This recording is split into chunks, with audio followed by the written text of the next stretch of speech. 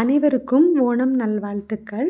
இன்னைக்கு நம்ம வீட்டில் ஓணம் ஸ்பெஷலாக செஞ்ச ரெசிபீஸ் என்னென்ன அப்படிங்கிறத உங்கள் கூட ஷேர் பண்ணிக்கலாம் அப்படின்னு நினைக்கிறேன்.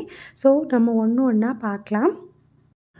ஃபஸ்ட்டு இலையில் உப்பு வச்சுருக்குறோம். அடுத்ததாக உளுந்த வடை. அதுக்கு அடுத்ததாக பார்த்தீங்க அப்படின்னா வாழைப்பழம். அடுத்ததாக நம்ம அப்பளம் வச்சுருக்குறோம். அதுக்கு அடுத்து பார்த்தீங்க அப்படின்னா நார்த்தங்காய் ஊறுகாய். அடுத்ததாக மாங்காய் ஊறுகாய்.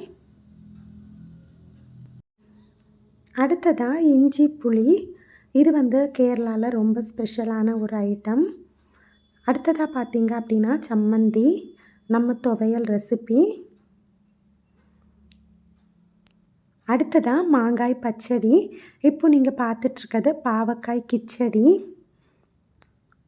அடுத்து வரிசையாக நம்ம பச்சடி கிச்சடி ரெசிப்பிகளை பார்த்துக்கலாம். இது பீட்ரூட் பச்சடி. அடுத்ததாக பைனாப்பிள் இனிப்பு பச்சடி.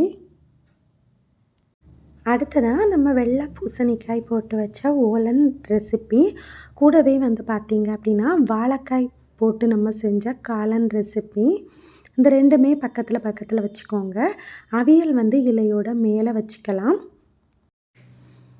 அவியலுக்கு கீழே பார்த்தீங்க அப்படின்னா மஞ்சள் பூசணிக்காய் போட்டு செய்த எரிச்சேரி.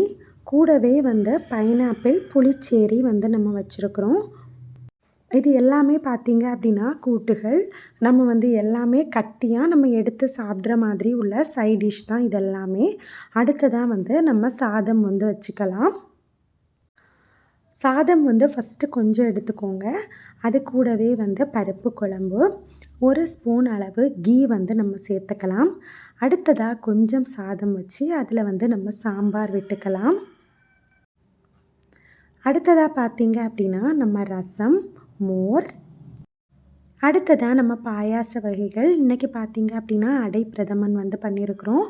கூடவே பார்த்தீங்க அப்படின்னா இளநீர் பாயாசம் செஞ்சுருக்கிறோம். லாஸ்ட்டில் குடிக்கிறதுக்கு ஜீரக தண்ணீர். ஸோ இது எல்லாம் தான் இன்றைக்கி நம்ம ஓணம் ஸ்பெஷல் ரெசிபீஸ். உங்களுக்கும் பிடிச்சிருக்கும் அப்படின்னு நினைக்கிறேன். பிடிச்சிருந்தது அப்படின்னா லைக் பண்ணிக்கோங்க. இந்த சேனலை சப்ஸ்கிரைப் பண்ணிக்கோங்க. நன்றி, வணக்கம்.